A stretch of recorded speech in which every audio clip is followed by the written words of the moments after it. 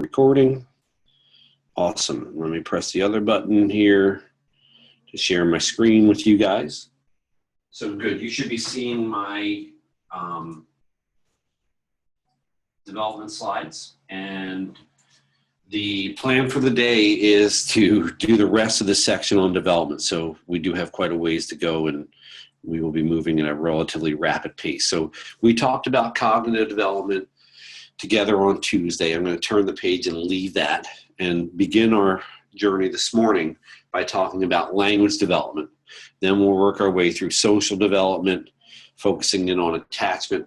And then in the last 15 to 20 minutes, we'll talk about adolescence, adulthood, and then the real big pick-me-up of doing the slide on death and dying right before we head off for spring break. So let me just scroll down to where we need to resume from, which is with this slide about the basic units of language. And without turning this into a linguistics course, I really want you to get your head around two major concepts here. Okay, and I'm going to probably ask you a couple of test questions on these.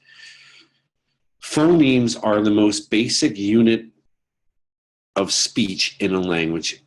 The way I'd make this even more explicit is I would say that phonemes are the most basic unit of sound in a language. Okay, morphemes, in contrast, down below here, are going to be the smallest unit of language, that carries meaning. Okay, so phonemes are about sound, morphemes are about meaning. Well, this shouldn't be too hard because the root PHON, you should know, has to do with sound, right? Telephone, phonograph, etc. Okay, in English, we have 26 letters. Hopefully that's not news to you. And those 26 letters ultimately are able to make up about 40 phonemes in the English language. Okay, how do we get from 26 to 40? Well, we have short vowels and long vowels, and we have hard G's and soft G's, etc. So phonemes are the building blocks at the level of sound. Morphemes are the building blocks at the level of meaning. How am I going to not mix this up? Well, we've got yet another little mnemonic here. Morpheme begins with M. Meaning begins with M. That should make this pretty straightforward, I hope. Okay. So let's talk about morphemes, because one of the ways I like to test on morphemes is to give you an example of a word and then have you identify how many morphemes are in fact in that word. So let's do a couple of examples that I typically use here that I know that work pretty well. Let me give you the word players and ask you in the chat box to guess how many morphemes, how many building blocks at the level of meaning are there in the word players? You think there are 1, 2, 3? What do you think?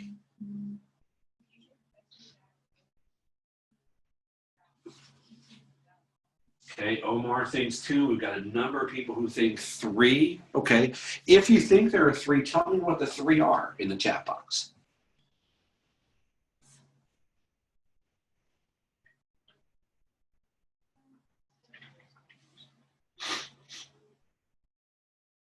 How would you parse this word into those 3 morphemes? Because 3 is actually the correct number. I'll tell you that you're right. What are the 3 morphemes here in the word players? Yep, there you go. Zoe gave it all to us. Play is the verb. ER tells me it's a participant person who. S tells me it's plural. I should just let you take over the rest of this. Fantastic, right? So this would be play, S, right? More than one person who engages in some kind of game or activity, something like that. Let me give you one more example so you don't feel cheated here.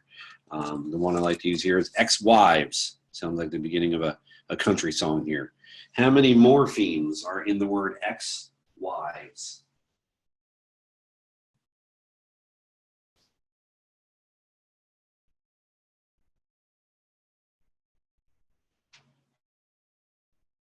Omar thinks 2.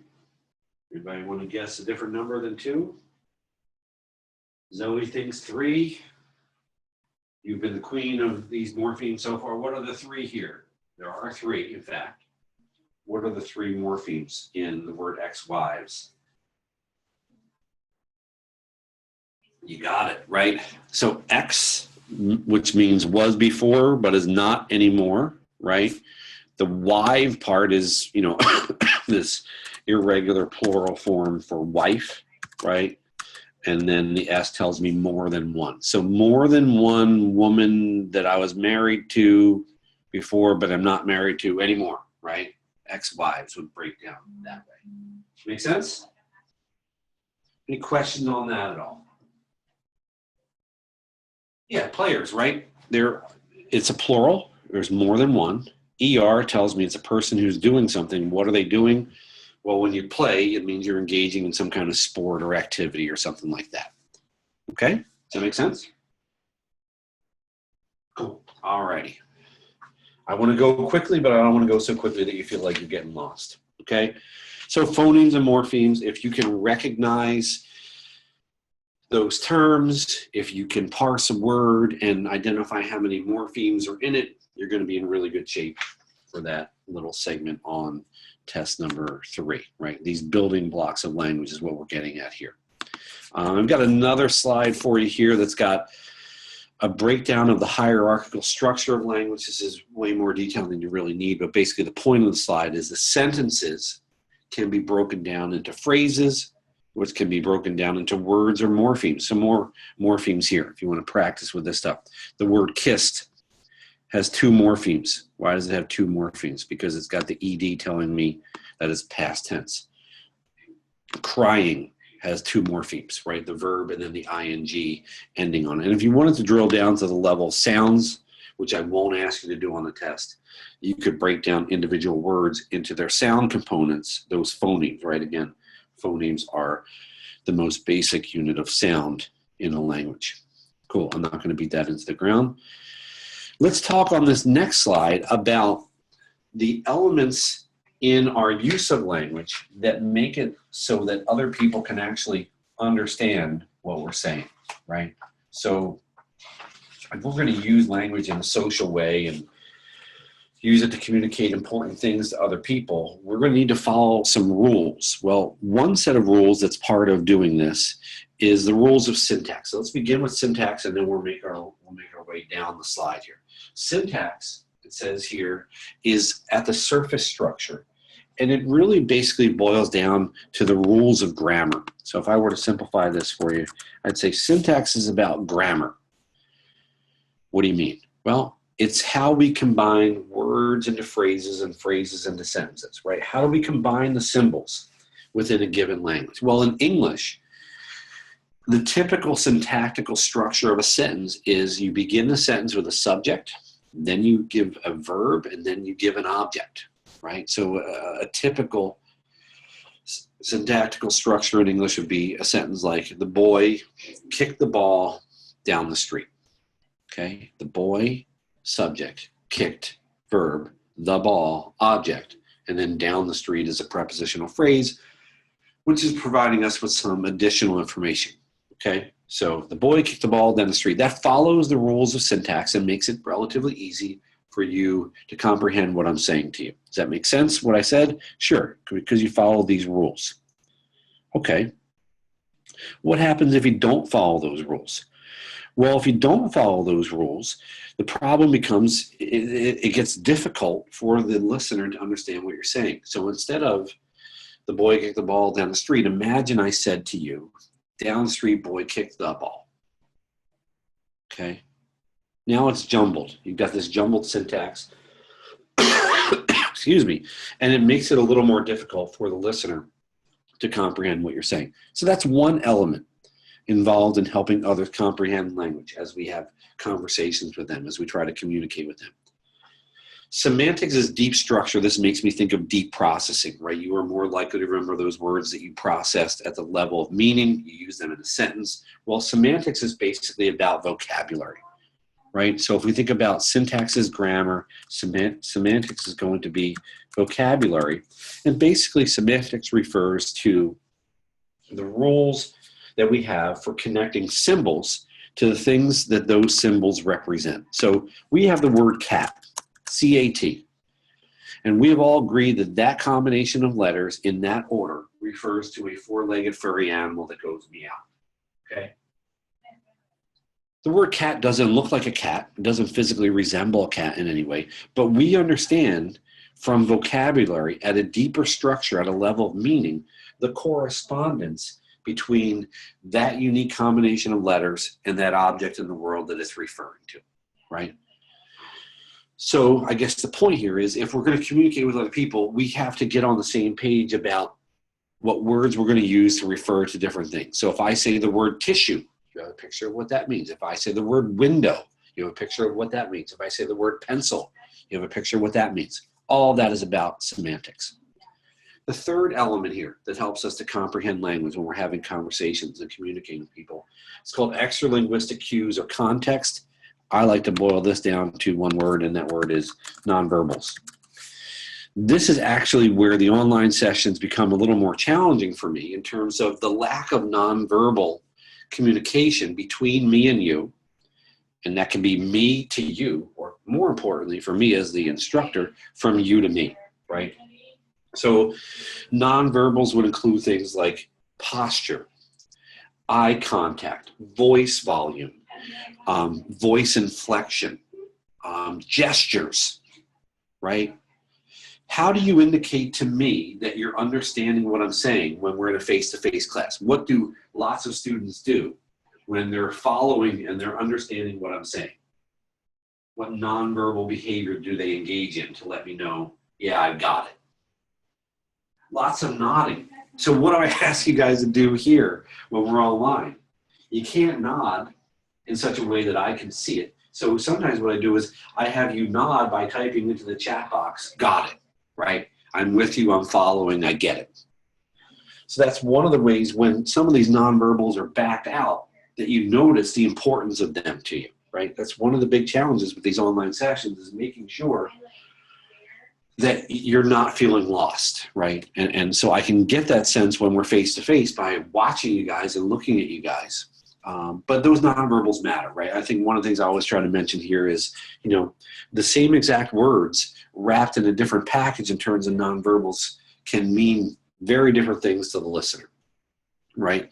If I smile at you and sort of laugh and I go, oh, get out of here, and I playfully wave my hand at you, you're going to have a different response versus if I said those same words, get out of here, and I said those words instead with an angry look on my face, with a pointing finger at you, and I said, get out of here, in that tone of voice, right? Very, very different message to you, depending on how that set of words is packaged with these nonverbal cues.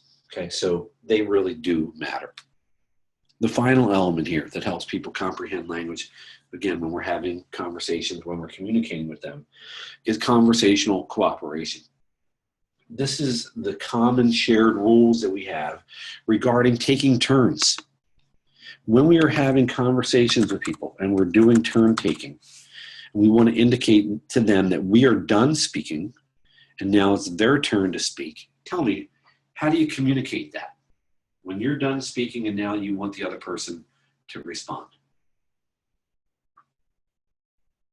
I just did it right now.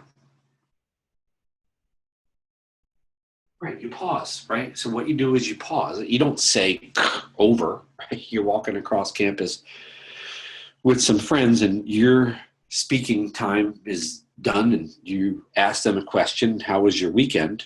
You pause, you don't go over, you know, I'm done, it's your turn. Right?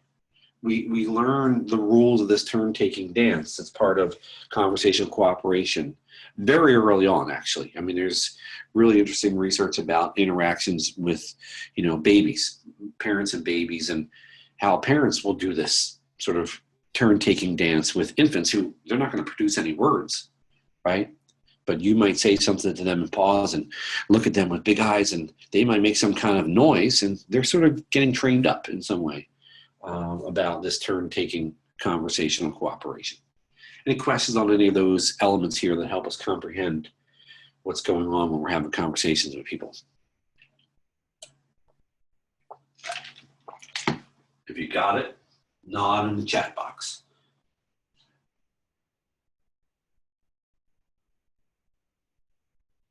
Thanks, Marissa, for the nod. Very good. All right.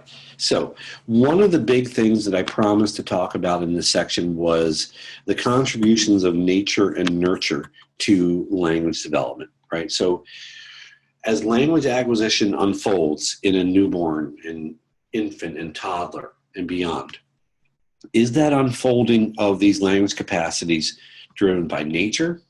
Is it driven by nurture? Is some kind of combination between the two? Well, here's how I'm going to approach it. I'm going to begin with, on this slide, a list of 2 pieces of evidence that are strongly suggestive that babies are born with some innate skills that are going to significantly contribute to their ability to, quote unquote, do language.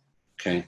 So let me give you 2 pieces of evidence that basically say babies are wired to do language acquisition work. They're ready to go in terms of nature here, in terms of a genetic predisposition to acquire language capacities. So what are the 2 pieces of evidence? The first piece of evidence is the fact that infants vocalize the entire range of phonemes found in the world's languages. Let me just type that in there verbatim, right? Infants vocalize the entire range of phonemes, those building blocks at the level of sound in the world's languages. Think about that for a second. Basically what we're saying is, from birth, infants are ready to make all the sounds of all the languages in the world that they might actually have to make. What happens at around 6 months of age is that they start to make the sounds of their native tongue. That could be Swedish, it could be Japanese, it could be German, it could be English, it could be Spanish. And as they start honing in on that native tongue, what they do is they discard the phonemes from other languages to which they're not being exposed. It's sort of like they toss overboard unnecessary equipment, right? Sort of like your Windows computer might prompt you to do the desktop cleanup wizard when you've got icons all over the desktop, and some of them are not being used. The second piece of evidence that suggests that babies are born ready to do language is that children begin to master language early in life without any formal instruction. Let me type that in for you. Children begin to master language early in life without any formal instruction. What do I mean? They start to do things like put S's on the ends of words to indicate plural. And instead of ball, they'll say balls, or they'll say, instead of truck, they'll say trucks. Instead of book, they'll say books, when there's more than one. And you didn't sit them down and say, let me explain to you how plurals work in English. Or you didn't sit them down and say, here's how we do past tense for regular verbs in English. We add ed, so kick becomes kicked. We don't do any of that, but they start to pick up those things. Why? Because it looks like they're genetically predisposed. They're wired, if you will, to do this language acquisition work, okay? It's not the whole story, right? Certainly, kind of like with intelligence, it's not just going to be nature, but nature plays a role here. And these 2 pieces of evidence are the strongest suggestions that language has some kind of a genetic predisposition underlying it, okay? Any questions about that one so far?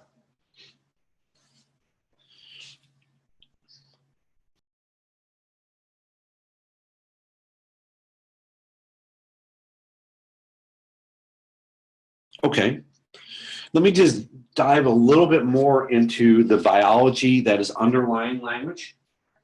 Okay, so this is a little bit of review from the bio section, hopefully pull some things out of the mental attic, if you will, knock off the cobwebs and talk about brain regions involved in language acquisition. It's contingent on both motor and sensory systems, and the motor system we already know something about. It's the motor strip at the back of the frontal lobe. Okay, so just to remind you, this is frontal lobe. And its connections with Broca's area. Okay, remember Broca's area we said was involved in language production. right? So this is basically a system at the level, the motor system here, that is involved in what we might refer to as expressive language, okay? Doing what I'm doing right now, right? Speaking, producing language. And what we had mentioned in the section when we discussed Broca's area was that if you were to damage Broca's area, the resulting language deficit would be known as non-fluent aphasia, right? Non-fluent aphasia means you're not fluent. You can't produce speech. Why? Because speech production is contingent on this network that involves Broca's area and the motor cortex at the back of the frontal lobe, okay? The sensory system, in contrast, isn't involved in expressive language, but is instead involved in what we would call receptive language, right? This is what you're doing right now. As you're listening to me, you're using your receptive language skills, right? You're receiving the messages that I'm sending, right, through your speakers or headphones or whatever. You've got the auditory cortex. Just to remind you, that was in the temporal lobe, right? So in and up from where your ears are. We talked about that in the bio section. And the connections in that network between the auditory cortex and those temporal lobes and Wernicke's area. So rather than language production, we framed Wernicke's area as being involved in language comprehension, right? Again, what you're doing right now, understanding what I'm saying to you, again, with damage resulting in something known as now fluent aphasia, right? So fluent aphasia is a scenario where Broca's area still works, but Wernicke's area, maybe due to a stroke, is not working. So you're fluent because Broca's works. You could do expressive language, but you can't comprehend what's being said to you. So what happens here with this fluent aphasia is a strange scenario where you're responding, you're answering questions, but you don't comprehend the question. What kind of answers do you give?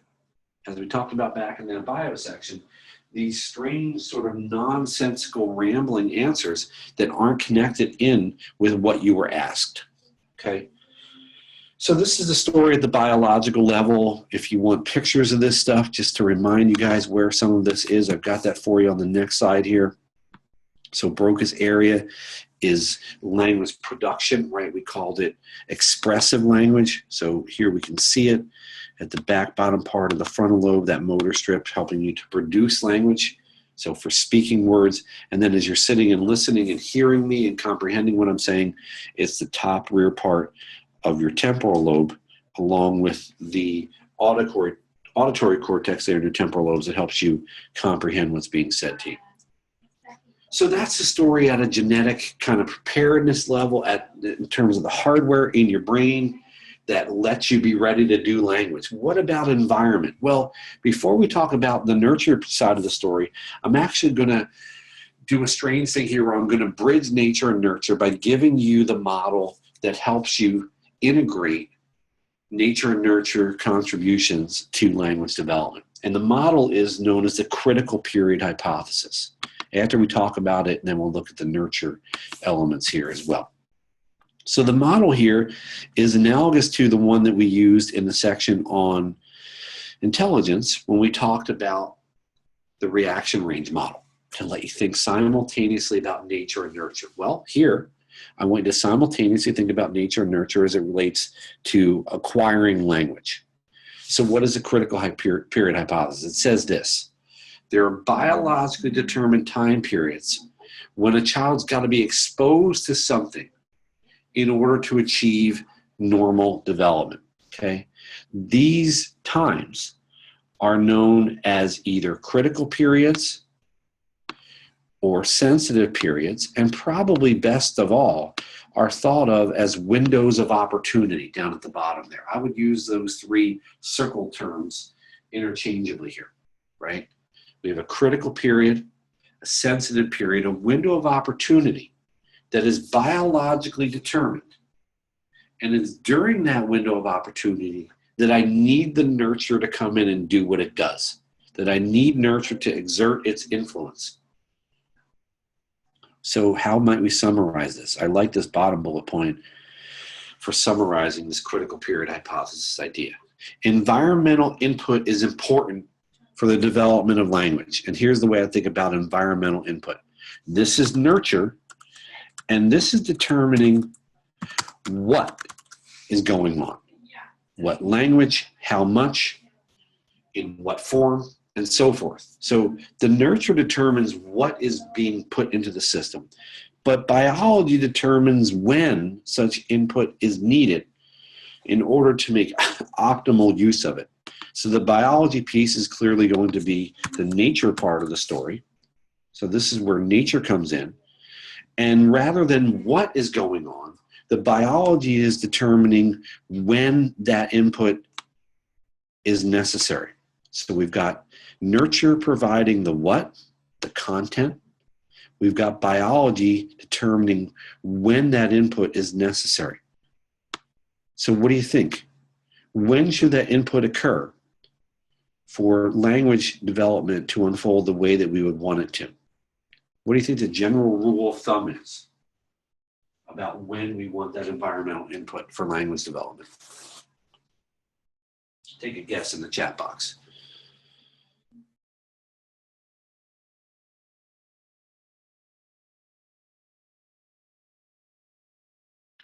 What are you guys saying here? Within the first 12 months, right? Yeah, I would agree. Basically, as early as possible, right? The earlier, the better might be the best way to summarize when we would want that environmental input to occur. So let's look at the data regarding that nurture part of the story, right? You know, when do we need this stuff, right? People talking to us, people reading to us, people singing to us, and so forth. Well, as we have already suggested, the evidence is going to say the earlier the better. Here's what we know. We know that late exposure to a first language results in poorer language skills. So if, for example, English was going to be your first language and you had some kind of medical condition that required you to be relatively isolated from your parents, your siblings, your peers, people who might talk to you, read to you, sing to you, etc., we're going to see as an outcome for you, very likely, poorer language skills in that first language.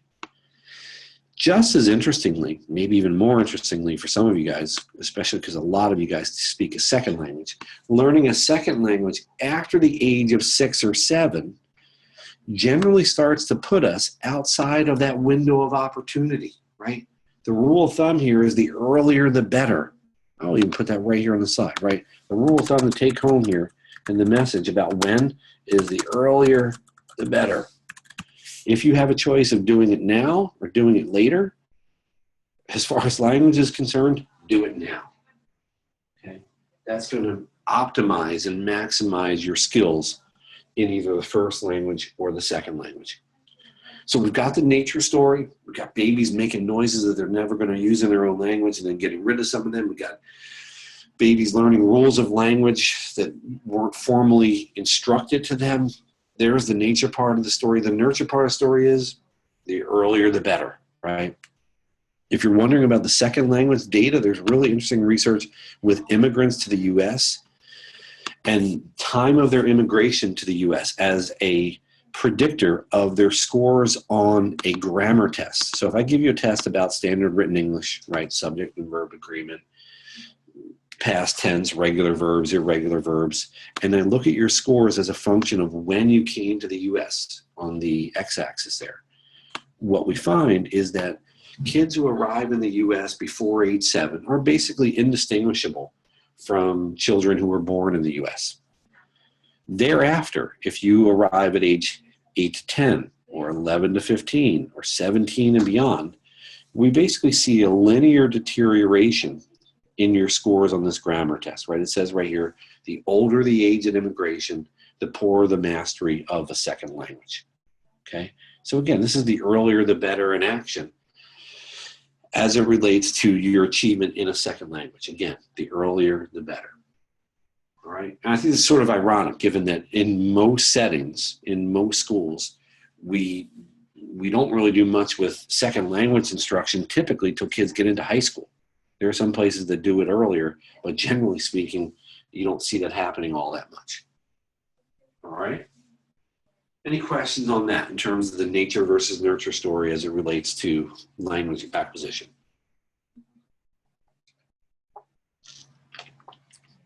Feel like you got it?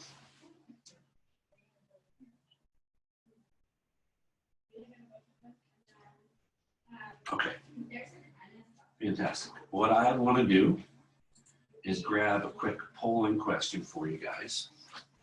And I know you like the Jeopardy music, so I want to get that queued up for you as well. Let me grab the mouse, It's 10 o'clock. Clear off my drawing. The British ladies remind me it's 10 o'clock. Let's do this question. Chime into the chat box with your answer when you think you've got it.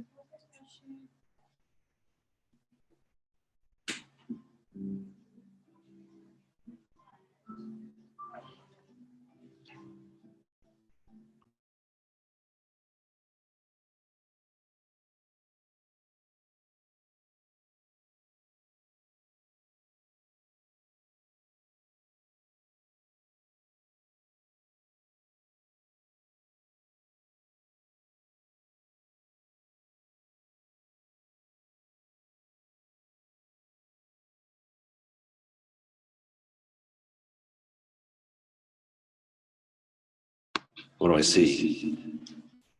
I see a bunch of people choosing A, right? And that's exactly correct. What is the question suggesting?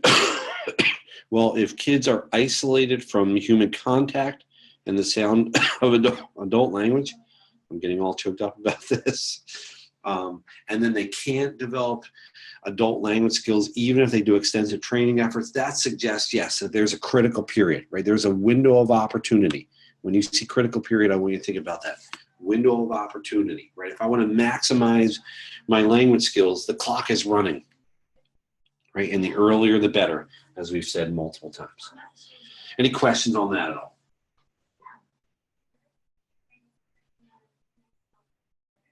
Looks like you guys have got your head around that, so I'm not going to beat that into the ground.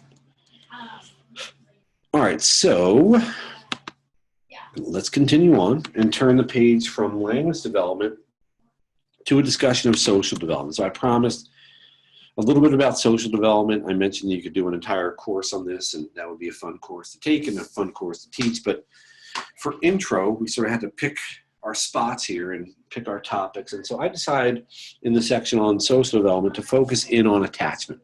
And by attachment, I'm referring to this bond, right? This strong emotional connection between moms and babies and dads and babies.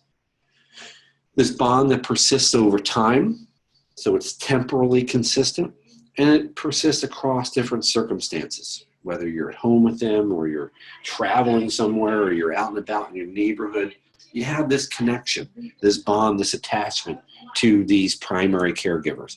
Well, John Bowlby, one of the major theorists in the area of attachment research, argued that infants very early on have a repertoire of behaviors. And he called it an innate repertoire of behaviors. That is a set of things that they do that really drive adults to pay attention to them. And from his perspective, this is something that is adaptive for the infant because, well, if you don't know, infants aren't particularly independent. So in an evolutionary sense, Bowlby argued that doing what infants do to get adults to rally around and, well, basically take care of them is really, really important. They wouldn't survive without that. Okay? What I'm wondering, and what I want to hear from you, is what are some specific things that babies do that pull adults in, or maybe even characteristics that they have that make people come around, pay attention to them, and potentially take care of them? Tell me in the chat box some ideas of what infants do to get this care that they need. So they cry, right? They might be hungry, they might be tired, they might have a dirty diaper. They communicate those needs by crying, okay? What else do babies do? They pull people in. They do cute things. They might smile. They might make eye contact. They might make different facial expressions.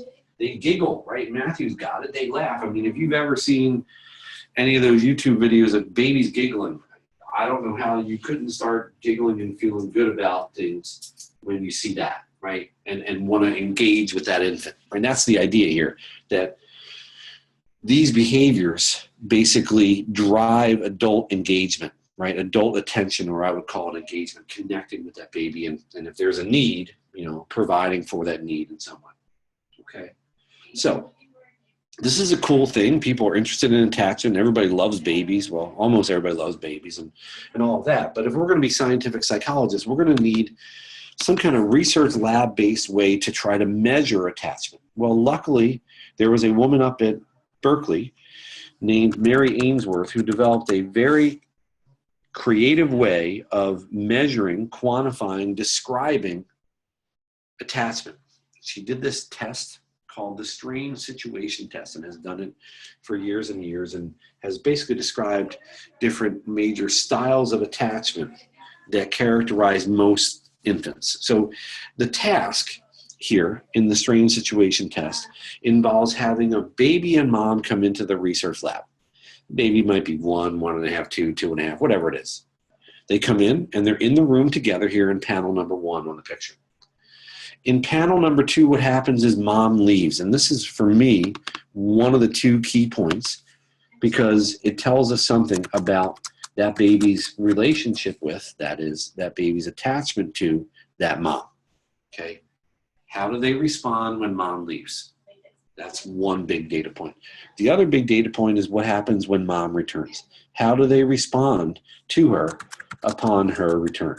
So when mom returns, what kind of a reaction do we see in this youngster? Again, more data about what kind of attachment we see here, right? If the child is excited when mom returns, that tells us something different from a child who seems to not care. Maybe when she left, didn't care, and maybe when she returns, didn't care. That's a very different kind of feel in terms of thinking about this attachment style. So what I've got for you on the next slide is a list of 3 major attachment styles. And sometimes when you take a developmental psych course, they might add in a 4th style, and I like to keep it simple for intro. So we're going to talk about 3 major styles of attachment. And what I'm going to provide you with is a list of what the child does here when mom leaves, and then what the child does here when mom returns. Because it's a nice way to be able to differentiate across these 3 major styles of attachment. So what are the 3 major styles? They're known as secure attachment, 70% of US samples. That's what that number is about. Avoidant attachment, about 20% of US samples fall into this category. And the final one, the smallest group in US samples, about 10% of kids fall into this category called ambivalent attachment.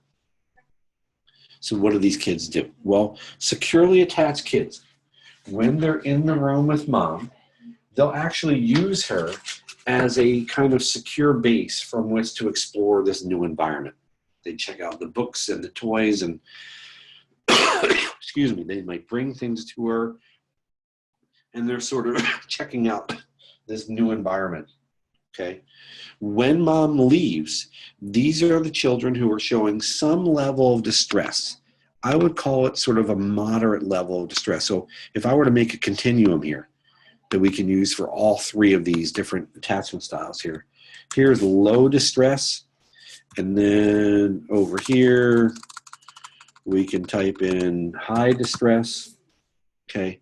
The kids here in the secure attachment group probably fall somewhere in the middle. If I had to draw this somewhere, I'd stick them right here. Some level of distress when mom leaves. Not a complete meltdown. They're not inconsolable, but they're bothered. They're crying a little bit, and then they stop. When mom returns, that 3rd panel from the picture on the previous slide, they are very, very happy to see her. They're enthusiastically greeting her, right? These are the kids that you might see running over as the door opens and mom walks in, running over, you've seen it, little ones, right? With their arms up, and they sort of jump into your arms. Really, really excited to see you. That's securely attached kids, okay? The avoidant attached kids, category number 2, what do? Well, even when mom is present in the first panel from the picture on the previous slide, they're a little bit distant. They're a little bit aloof. I would use the word detached maybe to describe them. When mom leaves, on the range of being upset, they're at the lowest level. Okay, so I put the X for them over here in terms of level of upset at mom's departure. I don't know what just happened. I was trying to draw an X and my pen went away in the middle of drawing it. Okay, so you're like, okay, they didn't really seem to care that she left very much. And they're avoidant on the back end. The name of this category comes from their response when she comes back. They're not running over to her. They're not jumping into her arms. They're either gradually, over time, slowly there to greet her.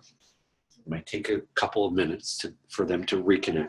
Or they might actively avoid her. And sort of a classic depiction of this would be a child who's playing with a toy, maybe sitting on the floor, and mom comes in the door, and they'll sort of pivot and turn their back to their mother.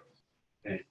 That would be an example of that avoidance that we might see in kids falling into this avoidant category. Okay? Third and final category is ambivalent. Ambivalent means we sort of have conflicting feelings, right? Here's the conflicting feelings with these kids. When mom leaves, they are upset and panicky. Remember before I said that the securely attached kids weren't having a meltdown? These kids are having a meltdown. Okay? When mom leaves, they're crying, they're inconsolable, they're completely overwhelmed. Okay? Now stop there for a second. And just for a second, cover that lower right cell where it says angry and resistant. If I didn't give you those words and I said, I want you to guess what's going to show up in the lower right cell of this table, what would you guess would go in there for a kid who's upset and panicky, falling to pieces, having a meltdown when mom leaves? What do you think would show up in the lower right cell? Upon her return, how might they respond? Enthusiasm, relief is probably a great word for describing this, right? When she comes back, they're like, thank God, I didn't know where you went, but that's not what they're giving her, right? What they're giving her is anger and resistance. So when she returns, they'll hit her, they'll push her away, they'll say things like, no, mommy, no, right? That doesn't make sense, right? Here you are looking like you're kind of annoyed at her, but just moments ago you were falling to pieces. That's the ambivalence, right? These conflicting feelings that don't seem to fit together is what's characterizing the kids in this ambivalent category. Okay? Questions on that, though? Could you recognize a description of these kids and how they might respond? And I might even give you a description that's not necessarily from the strange situation test. It could just be kind of a generic, description of an everyday situation. Maybe when mom comes home from work or when mom leaves for work or whatever. You could recognize something like that, you're in good shape. Okay? Questions on those attachment styles at all?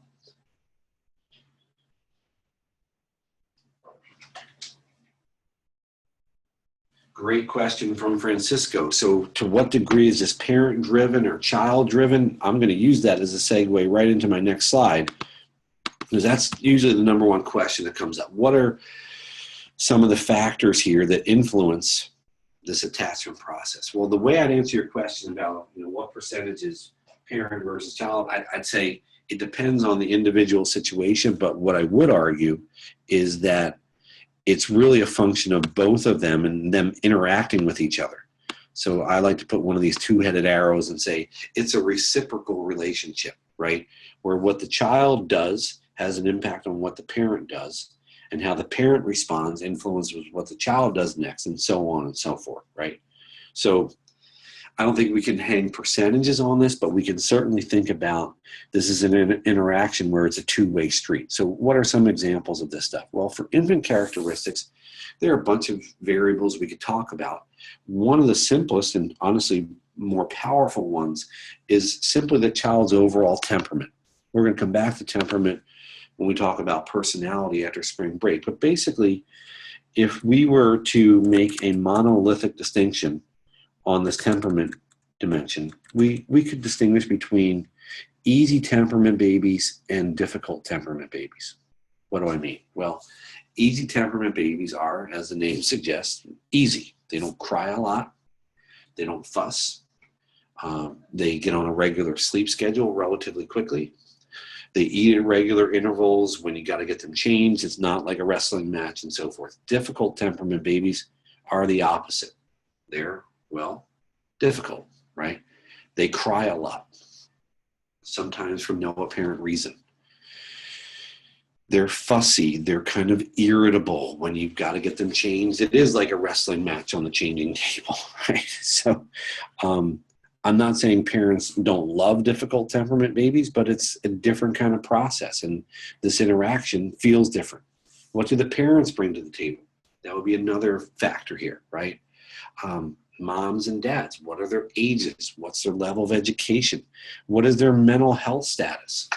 Really good example here, right? We know from research with moms with major depression that moms with major depression tend to not hold their babies as much, not sing to their babies as much, not talk to their babies as much, not make as much eye contact with their baby. So that's going to have an impact on this relationship, right? So it's a two-way street. Going back to Francisco's question, I'd say it's a two-way street where each of these players in this relationship are impacting the other, right? And we get feedback loops where when infant does this and parent responds in that way, we get this kind of a reaction by the infant and so forth. Okay, so that really matters. The third variable that I've listed on the slide for you here has to do with the overall environment. It could be the living arrangement. How big is the place they're living in?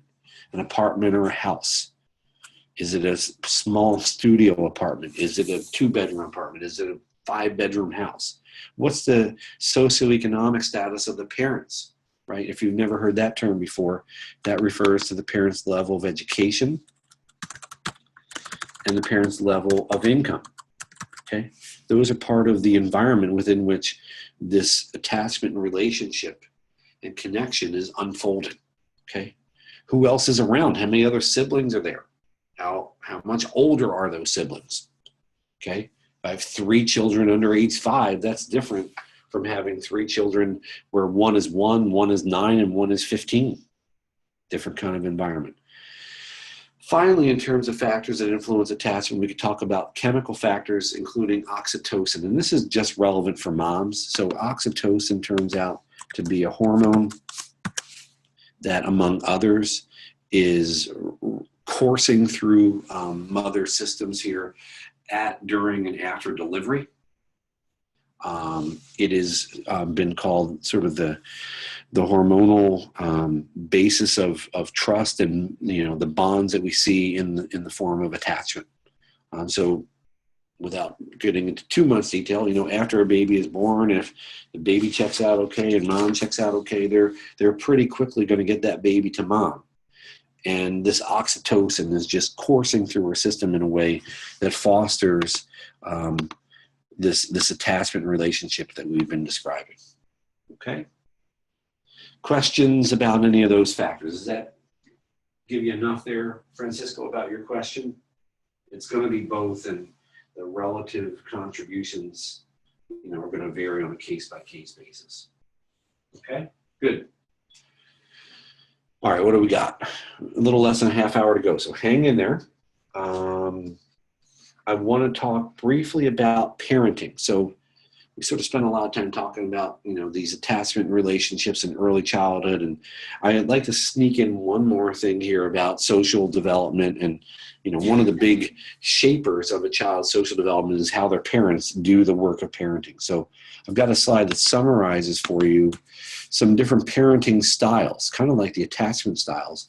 There are different ways that parents tend to do the work of parenting. This is based on research done by Diana Baumrind, who basically has said we can look at 2 different dimensions, a warmth versus cold dimension and a control versus no control dimension.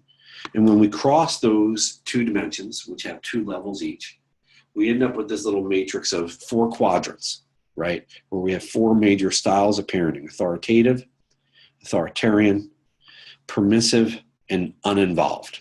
Okay, permissive, just so you know, sometimes you'll see referred to as indulgent. So let me just put those words in for you where you might encounter another term in another book. So indulgent. And then uninvolved parents are sometimes referred to as neglectful. As we're going to see, they're relatively disengaged from this, this entire process here. So let's begin with the upper left quadrant here, where we're going to talk about authoritative parents. Well, the intersection here is between warmth and control, right? They're exerting control, they're controlling, but they're doing so in a warm, nurturing, accepting way, okay? So the way I like to think about the authoritative parenting style is these are parents who have clear rules with consistent enforcement, okay? Clear rules, consistent enforcement. And I'm going to stretch this out so we can, oops, I wanted to grab that to be able to do that. Cool. Clear rules, consistent enforcement. These are parents who will reward compliance with those rules. That is, when children follow those rules, they reward such behaviors with warmth and affection. Okay? So the story here is the kids kind of know what the rules are, and they know that if they don't follow the rules, they're going to get punished. They also know that if you do what you're supposed to do, mom and dad are pretty nice, and they're going to, get you little treats and, take you out on special outings and let you go see movies you want to go see and all that kind of good stuff. Right? What else is going on here? We see good communication in the authoritative parenting style, okay?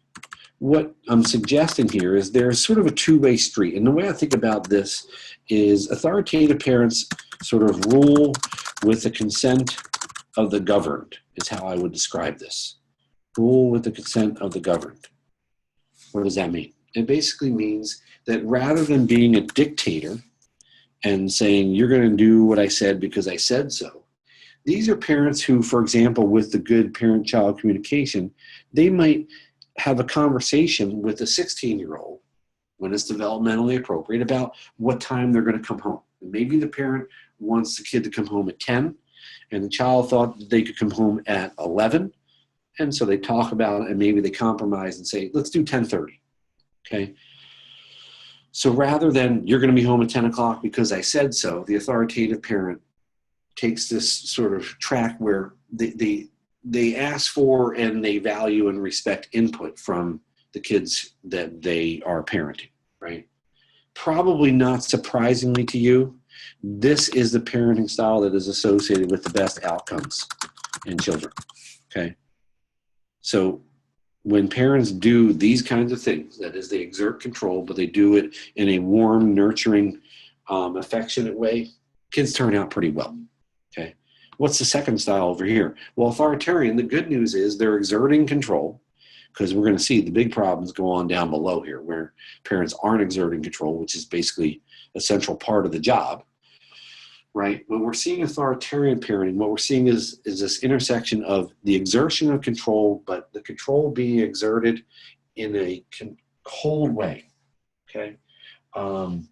It's cold, unresponsive, and rejecting, probably the best way to describe it. So cold, unresponsive,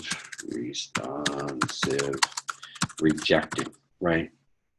It's not a warm, fuzzy kind of relationship. It's you'll be home at 10 o'clock because I said so, and I'm the parent here. Okay? No conversation, no communication, no debate, no compromise. I said so, right? This is a much more militaristic, almost a dictatorial style, right? That's sort of the way you might describe this authoritarian parenting style, more militaristic and dictatorial, right? Like a dictator. Okay. Oh, as I'm looking at these, I forgot to mention a couple things on the front end that I usually like to mention. Two things. Number one, parents within the same parenting pair can be in different quadrants. Your mom might be authoritative and your dad might be authoritarian. Okay. Or your dad might be authoritative and your mom might be permissive. Also, the same parent can actually adopt different parenting styles depending on what the child's like. So going back to Francisco's question about attachment, is it the child, is it the parent? Well, is it the child, is it the parent that drives this, right? The parent may be responding differently to different kids depending on how that child responds to how they're parenting them. Lower left quadrant, no control. Big problems when parents don't exert control. Big problems ensue. The permissive parenting or the indulgent parenting is characterized by a warm and caring relationship, okay, but no guidance and no discipline. Okay, so I would describe this as warm and caring. That's good. No guidance, no discipline. That's bad, right? So these are the parents, in a lot of ways, in my mind, I think about these are the parents who sort of want to be their kids' friends, right? And that's honestly, without getting too far afield, that's not the parent's job to be the child's friends. It's to be the parent. And so these are parents who want to give their child whatever they might ask for, regardless of whether it's a good idea or not. Fourth category, lower right quadrant, uninvolved or neglectful. They're providing no warmth, no rules, no guidance. So let me just type that in here. No warmth, no rules, no guidance. And the best way I can think about describing this uninvolved type of parenting is these are people who might say, I have kids? I did not know that, right? They're just detached, maybe is another word you could use to describe them with respect to their parenting role, right? They just are not involved, right? And I guess that's why it's called uninvolved. They're not identifiable as the parent in any way in the context of the relationship with this kid. Let me stop there. Questions about any of those categories? Could you see your own parents in there? Could you see parents in TV shows or movies that you know pretty well? And maybe you could use them as a way to help you remember some of these. Any questions about that? Or if you've got it, just type "got it" into the chat box.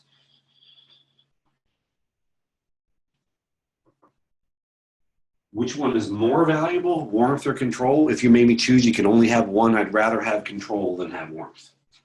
You're going to have better outcomes in the top row than you're going to have in the bottom row. So even if it's being done in a cold way, parents who exert control are going to have better outcomes than parents who don't. Warmth is great, but if you made me choose one, I'd rather have control. All right, seems like you guys have your head around this, so good. What do we have left? Well, we're going to talk about changes in adolescence and adulthood. We've got 20 minutes to do so. I've got one more little polling question for you guys. So let's do that real quick and see what you can come up with for this one.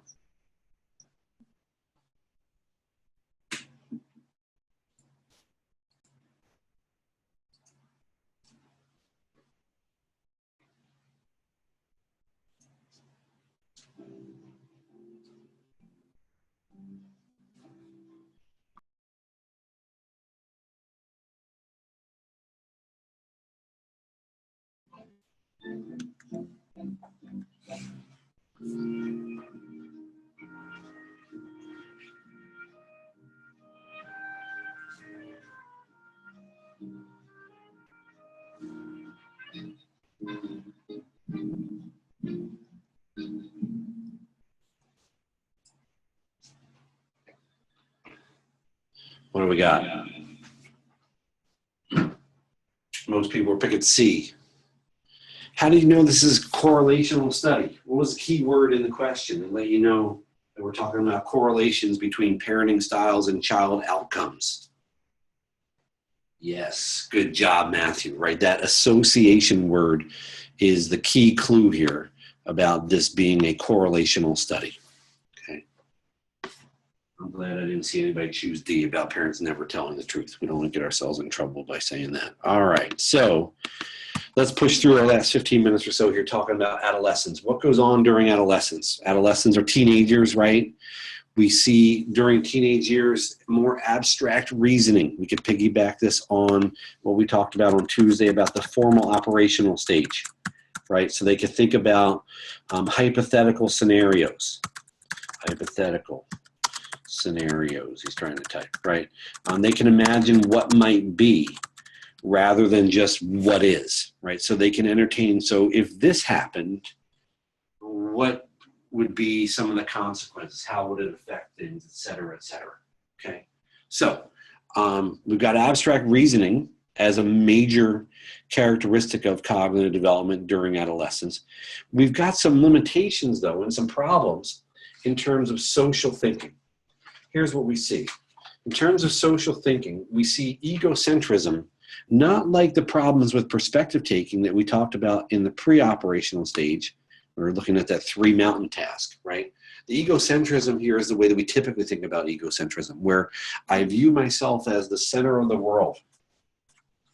And with the personal fable, for example, what I do is I exaggerate the uniqueness. I overestimate the uniqueness of my feelings and experiences, right? So no one has it as bad as I do, right? You'll hear that from your teenagers, right? Oh my God, poor, pitiful me. My life is horrible. No one's life is this bad, right?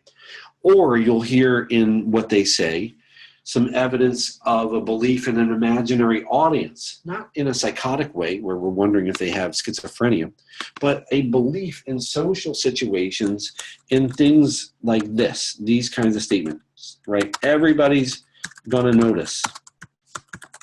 Everybody's going to notice what?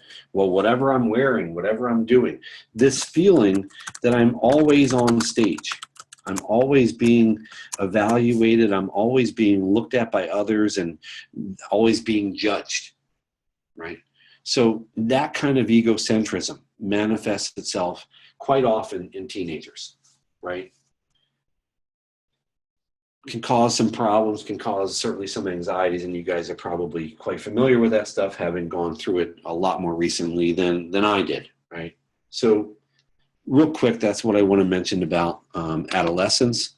In terms of adulthood, what's going on? I'm going to warn you that the next couple slides are not a pretty picture.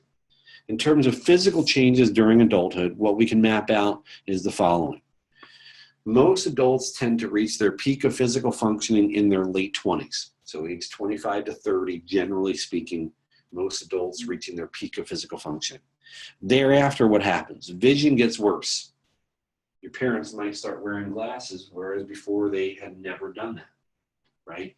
Or you just might notice your parents, when they're reading something, have to hold that item really far away to be able to see it well, right? You might notice your parents not being as strong or as flexible as they were before, okay? What do parents do when they sit down or stand up that you guys probably don't do? Have you noticed this? Or maybe your grandparents, when they sit down or stand up. I'll do it right now. I've got a chair, and I'll sit down on my chair. Yeah, Francisco's got, oh, right, that noise. And you stand up. Oh. Those sorts of things. They're not as flexible as they used to be. So decreased strength and flexibility. We see a decreased metabolic rate. So their basal metabolic rate, that is the rate at which they burn up calories that they take in, goes down. So think about that for a second. If the number of calories that you take in stays consistent, but you don't burn up those calories as quickly, what tends to happen? And try to say it nicely.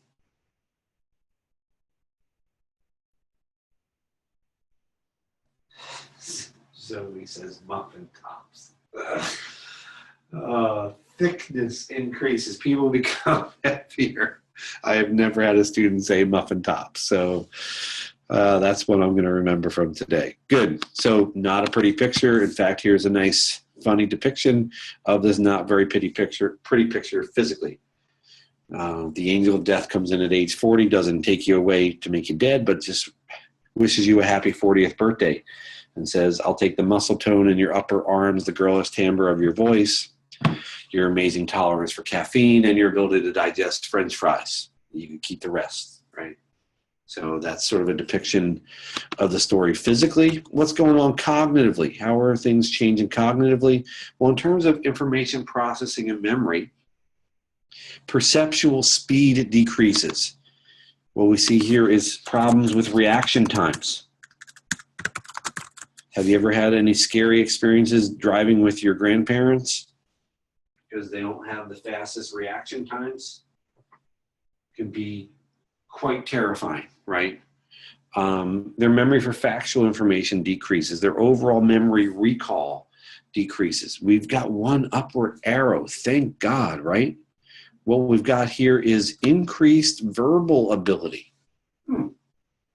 That's kind of interesting, isn't it? What might be responsible for the fact that verbal ability actually seems to improve as we move through adulthood? Let me ask it this way. If you're one of the younger children, or maybe you're the youngest child in your family, now that you're off at college, what are your parents able to do that maybe they weren't able to do before? They can do crossword puzzles. What else can they do? At a very basic level. That might help with vocabulary. What's one way to increase or improve your vocabulary? Talk with people. What else? Have conversations. What else? You can get these things at a library. Yeah, they could read books again, right? They're not reading Goodnight Moon. They're not helping you with your geometry homework. They're moving on, right? And they're able to maybe have some time to read again. That might be one of the variables here that's responsible for these improved verbal skills, okay? Any questions on physical or cognitive changes as we move through adulthood? I warned you it wouldn't be a pretty picture. All right, last slide before spring break. You can tell that I'm a little bit excited, just like you guys are, I'm sure.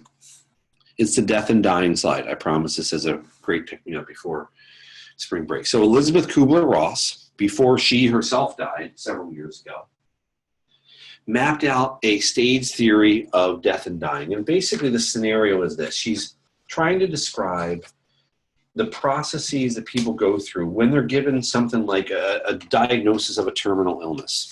So your doctor says you have such and such kind of cancer, you have 12 to 18 months to live.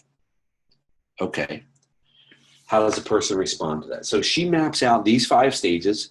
The way that I remember these 5 stages is they spell out the word DABDA, which admittedly is not a word, but it's in fact a great way to remember the stages here. I mentioned last night to my kids, hey, I'm teaching the death and dying stuff tomorrow. And my oldest goes, DABDA. It's because I've been saying that to him since he was little, right? So 5 stages: denial, anger, bargaining, depression, acceptance. People don't necessarily experience them in exactly this same order. They certainly don't necessarily spend exactly the same amount of time in each stage. But this DABDA model, I think, is pretty helpful as a framework for thinking about what might a person go through as they work their way through news of some kind of, terminal illness, as I've been describing. Okay. By the way, this has become something popular to throw into TV shows and movies. I can think of about 5 or 6 different episodes of TV shows or movies where I've seen somebody refer to these stages of death and dying. So if you feel like you've seen this somewhere before, it might have been on The Office or Big Bang Theory or some movie or something else where they're, hitting on some of these stages. I definitely have seen that recently. Okay. All right. So first stage is denial. Person denies anything wrong, or that they are in fact dying. So this is basically the no stage, right? There must be a mistake. You must have the wrong blood sample or something. That's not possible, right? Stage 2, anger. Instead of no, this is now when the person is saying things like, why me? Okay, this doesn't seem fair. This is not right. I've been a good person. I've lived a good life. I've never smoked, whatever. How can I have X disease? Stage 3, bargaining. What am I bargaining here? I'm bargaining about what would happen if you let me live. So I want to make a deal, right, with the doctor, with God, with some kind of higher power here. And what I'm saying at this point is something like, if you let me live, ... right? I'll be a better man. I'll be a changed person. I'll stop kicking puppies or shooting BB guns at squirrels or stealing the marble rye from a little old lady. I'll become a much, much better person. Stage 4, depression. Reality starts to set in, typically along with a sense of powerlessness and a sense of hopelessness. So I'll type in powerlessness and hopelessness. That's a lot of misses there. Okay. So in stage 4, depression. And then the final stage is the acceptance stage, where the person is resigned to their fate and accepts it. So let me just put that in there verbatim. Resigned to their fate and accepts it. Okay, that's the final stage here within Kubler-Ross's model. Okay, so all I want you to be able to do is recognize a description of someone within one of these stages, or maybe identify the correct sequencing of the stages or something like that. It won't be incredibly complicated if and when I ask you a question like this about this topic on test number 3. Okay? Any questions on that model? Have you guys seen this in TV shows and movies recently, last, 5, 6, 7 years? I feel like it's cropped up a number of different times. I know it was in The Office, and gosh, it's maybe 8 or 10 years ago now, but I remember Michael, saying, with this like pulled up on a screen, saying, if I could just get people to depression today, I will have succeeded. So it's a strange thing to say. To lighten the mood a little bit, given this kind of heavy slide on death and dying, I've got a actually pretty funny depiction of this model from some TV show called Robot Chicken or something. So let me reload this and play this for you. Let me clear my scribbling first. I'll apologize on the front end for the coarse language, which gets beeped out. Uh-oh. It's no big deal. It's probably not even quicksand. I'm going to have a good laugh about this tonight with the guys.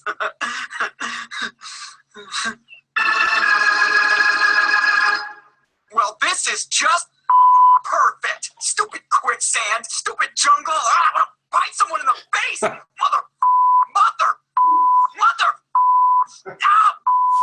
That stupid jungle. Are you there, God? It's me, Giraffe. Listen, if you would just give me a mulligan on this quicksand thing, I promise. No more peeing on your shorter creatures. What, did you get a deal?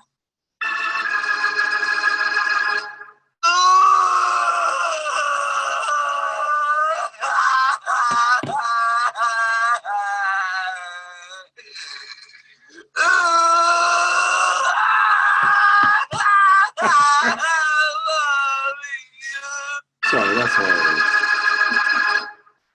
You know something? I'm cool with this. I bet heaven has all the tender leaves I can eat, and everyone gets their own Slurpee machine. Yeah, take me, sweet death. I await your loving embrace. What? I think I hit the bottom.